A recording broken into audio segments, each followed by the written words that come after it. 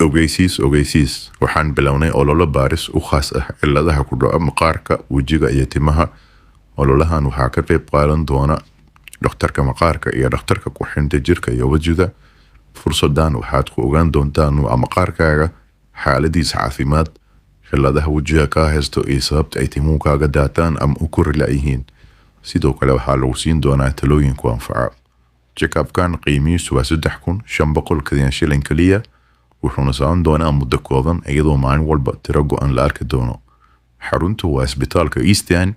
Fadlan isdiiwaangeli adigoo naga soo waca taleefanka 0791 ama WhatsApp 0756800000. Sida loo kala horeeyo ayaana la isugu shaqayn doonaa insha Allah. Fadlan fursadan la wadaag bulshada. mahadsanid.